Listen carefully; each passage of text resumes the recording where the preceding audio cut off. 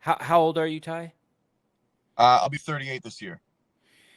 I don't I'm 49. I don't know if you remember, but when I was a kid, the big fear, the biggest thing that it's probably the most fear I ever remember being in my lifetime was nuclear holocaust. There were tons of films about nuclear war. It was like always in the news. There was always this crazy tension on the news with the Russians. So there was, and my parents, and I was really young, and my parents did tried to. I don't want to say they tried to shelter me from it, but it wasn't something that they wanted coming into my psyche, because it's a fear that's so big and so out of my control that I presume that they think it wasn't productive.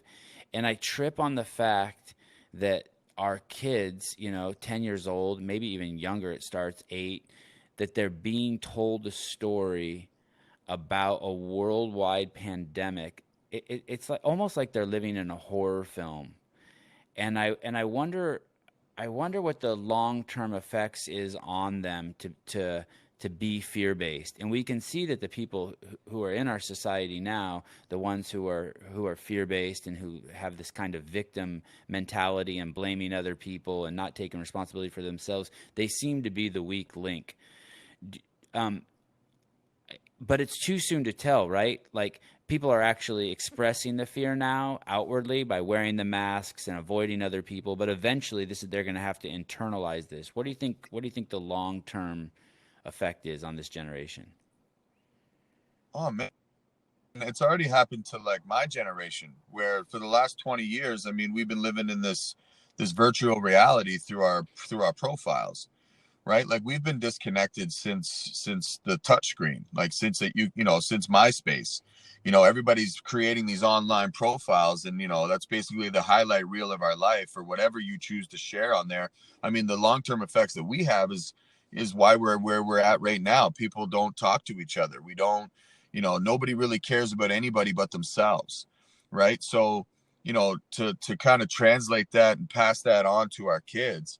I mean, I just think of the kids, like, that were born in 2000, who are 21 years old right now, and they're barking at me, telling me that I'm the problem. It's like, bro, I got underwear older than you. Like you. Isn't isn't it ironic? What you just said, something right there that was so ironic. People only care about themselves, and to me that's really obvious too.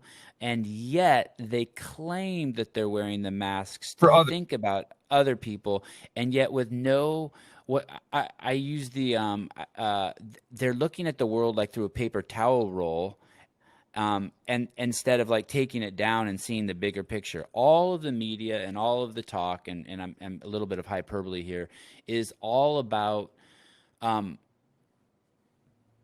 it's all on one side of the scale. There's this desire to stop this pandemic with no look at the cost, Yep. the lives lost on the other side, the emotional, the physical, the monetary cost. It seems so out of balance. It sounds, from where I'm in California, and like masks are optional when you're out in public. I think they are. I never wear a mask in public, and I think I would guess probably when I go out, 20% of the people aren't wearing masks in public. You're supposed to wear them in stores. I've stopped wearing mine in stores. And that's been inspired by you. Um, and so far so good. No one said anything to me. How? Oh, did we lose him? Shit. You sure you weren't inspired by me to stop wearing the mask? Maybe I was inspired by you too, Brian.